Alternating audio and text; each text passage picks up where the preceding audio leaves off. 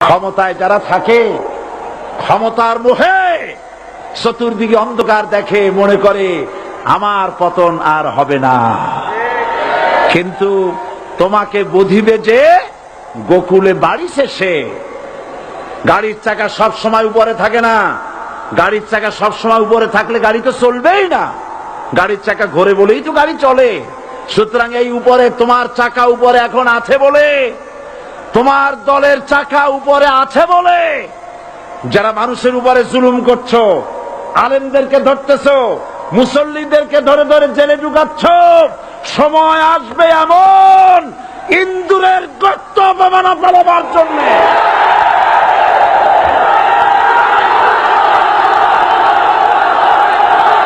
আল্লাহর প্রতি অবিচল বিশ্বাস এবং আস্থার কথা বলেছিলেন শহীদ প্রেসিডেন্ট জিয়াউর রহমান।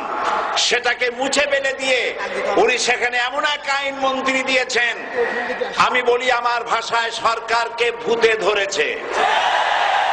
ভূতের পা নাকি থাকে পেছনের দিকে, সামনে যত এগোতে চায় তত পেছনে চলে যায়। সরকারে কিসে ধরেছে?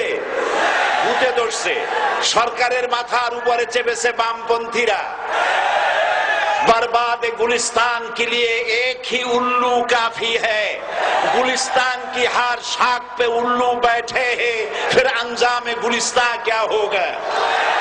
ফুল বাগানের ধ্বংস করার জন্য একটা হুতুম পেঁচা যথেষ্ট, কিন্তু হুতুম পেঁচা বসে গেছে প্রত্যেক ডালে ডালে। ফুল বাগানের অবস্থা কি হবে আল্লাহই জানে। শিক্ষা ব্যবস্থায় তিন নাস্তিক বসা। আইন যাকে দেওয়া হয়েছে তিনি আইনের চেয়ারে বসে সব বেআইনি কথা বলতেছেন। তিনি বলতেছেন ধর্ম ভিত্তিক রাজনীতি চলবে না। প্রধানমন্ত্রী আপনি বলেন নাই আমরা আপনার কল্যাণকামী, যেভাবেই হোক আপনি প্রধানমন্ত্রী হয়েছেন, যেভাবেই হোক আপনি সরকারে গেছেন, আমরা চাই 5 বছর আপনি চালান, কিন্তু ভালোভাবে চালান। যাদেরকে বসাইছেন এই লোকগুলির একটু চেনেন। এই লোকগুলি হচ্ছে তারা যারা আপনার পিতা স্বাধীনতার স্থপতি প্রেসিডেন্ট মরহুম শেখ মুজিবুর রহমান, যার জনপ্রিয়তা ছিল আকাশচুম্বী, সে আকাশচুম্বী জনপ্রিয়তা থেকে মাটির সাথে ধসিয়ে দিল কারা? তাদেরকে আপনি মন্ত্রী বানিয়েছেন। আপনার পিতার যে দশা তারা করেছিল, এরাও আপনার সেই দশা করে ছাড়বে। তার প্রমাণ হচ্ছে মন্ত্রী বলছে ধর্মনিরপেক্ষ ধর্মভিত্তিক রাজনীতি চলবে না। আপনি বলেন নাই, উনি বলেছেন। আপনি প্রতিবাদ করেন নাই। আপনার প্রতিবাদ না করাটাই ওই বক্তব্য আপনি সমর্থন করেছেন বলে প্রমাণিত হয়ে গিয়েছে। ধর্মভিত্তিক রাজনীতি নিষিদ্ধ ঘোষণা করবার মতো দুঃসাহস করবেন না। ধর্মভিত্তিক রাজনীতি শুধু বাংলাদেশে নয়, ভারতে আছে, শ্রীলঙ্কা আছে, মালদ্বীপে আছে, অস্ট্রেলিয়া আছে, আমেরিকা আছে, নিউ গিনি আছে, অস্ট্রেলিয়া আছে, আমেরিকা আছে, ইউরোপে আছে। পৃথিবীতে গণতান্ত্রিক অন্তত 50টি দেশে ধর্মভিত্তিক রাজনীতি আছে। তারা ইলেকশন করছে এবং ক্ষমতায় গিয়ে তারা পার্লামেন্টে অংশগ্রহণ করছে। বাংলাদেশে ধর্মনিরপেক্ষ রাজনীতি আপনি বন্ধ করতে পারবেন না, অসম্ভব।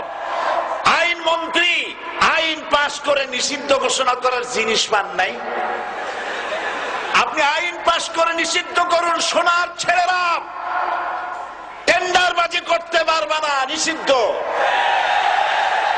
মাস্তানি করতে পারবে না, মেয়েগুলারে SMS করতে পারবে না ফ্রি টক টাইমে, শয়তানি বদমাশি করতে পারবে না, ওজনে কম দিতে পারবে না, খাদ্যে ভেজাল দিতে পারবে না।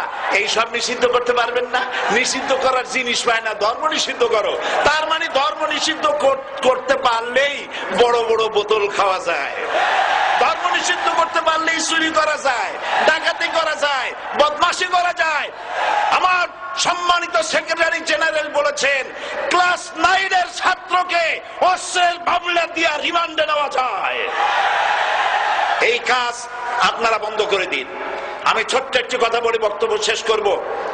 আপনারা সমস্ত 144 জারি করতেছেন। সব 144 জারি করেন কোরআনের তাফসীরের উপরে। যারা কোরআনের তাফসীরের উপরে 144 চালু করেন, আল্লাহর কাছে জবাব দিতে হবে কিয়ামতের ময়দানে। শেষ কথা বলি, বসেন শেষ কথা বলে যাই। প্রধানমন্ত্রী, মাননীয় প্রধানমন্ত্রী, আপনাকে আবার বলি, আমরা আপনার শত্রু নই, আমরা আপনার শত্রু নই, আপনার শত্রু আপনার পাশেই। সিংহ, সিংহ, একটা সিংহ আর একটা নেকড়ে আর একটা পাতিশিয়াল, এই তিনটাই মিলে সারাদিন পরিশ্রম করে তিনটা শিকার করেছে। একটি খরগোশ, একটি হরিণ আর একটা বড় গরু। সিংহ বলছে আমি পরিশ্রম করে আমরা তিনজন শিকার করছি, কিন্তু আমার নিয়ম হলো বিচার ব্যবস্থা না করিয়া, ভাগ না করিয়া খাওয়া আমি পছন্দ করি না। তো আমি প্রথমে দায়িত্ব দিলাম নেকড়ে, গায়ে নেকড়ে ভাগ কর। নেকড়ে বলল মহারাজ এটা ভাগ করার কি আছে, ওই খরগোশটা বেটা পাতিশিয়াল খাক, হরিণটা আমি খাই, যেহেতু আপনার দেহ বড়, আপনি মহারাজ, আপনি গরুটা খান। সিংহের মেজাজ খারাপ, বেয়াদব, এই ধরনের অসম বন্টন নীতি কে তোকে শিখালো? এক থাপ্পড় মারছে, নেকড়ের কল্লা উড়ে গিয়ে 50 হাত দূরে পড়ে গেছে। এবার সিংহ বলছে এই শিয়াল ভাগ কর বেটা। শিয়াল কয় মহারাজ এই সাধারণ জিনিসে কি ভাগ করার কোন বিষয়? কয় না, ভাগ না করলে তো আমি খাইতে পারি না। তো ভাগটা যদি আমার করতেই বলেন, আমি বলবো খরগোশ দিয়ে আপনি ব্রেকফাস্ট করবেন, লাঞ্চ করবেন হরিণ দিয়ে, ডিনার করবেন গাভী দিয়া। মহারাজ খুব খুশি, হ্যাঁ রে শিয়াল রে, এত সুন্দর ইনসাফ ভিত্তিক বন্টন নীতি কে তোরে শিখালো রে? একটু আগে যে কল্লা দিয়া গেল ওই আবার শিখায় গেছে। কাজী ধর্মভিত্তিক রাজনীতি নিষিদ্ধ করতে গিয়ে ফেরাউন আর নমরুদ যে শিক্ষা পেয়েছে তার থেকে শিক্ষা গ্রহণ করুন। আগুন নিয়ে খেলবেন না, বরদাস্ত করবে না বাংলাদেশের 16 কোটি মানুষ। মুসলমান তো দূরের কথা, হিন্দু, খ্রিস্টান, বৌদ্ধ সব ধর্মপ্রাণ ধর্মভিত্তিক রাজনীতি নিষিদ্ধ করার মতো আগুন নিয়ে খেলা বন্ধ করুন, বন্ধ করুন। জনগণ মানবে না, মানবে না, মানবে না। আল্লাহ হাফেজ। বাংলাদেশ জিন্দাবাদ, বাংলাদেশ জামাত ইসলামী জিন্দাবাদ, বীর চট্টলা জিন্দাবাদ। এখন বক্তব্য রাখছেন ক্ষমতায় যারা থাকে, ক্ষমতার মোহে চতুর্দিকে অন্ধকার দেখে, মনে করে আমার পতন আর হবে না। কিন্তু তোমাকে বুঝিবে যে গোকুলে বাড়ি শেষে গাড়ির চাকা সব সময় উপরে থাকে না। গাড়ির চাকা সব সময় উপরে থাকলে গাড়ি তো চলবেই না। গাড়ির চাকা ঘোরে বলেই তো গাড়ি চলে।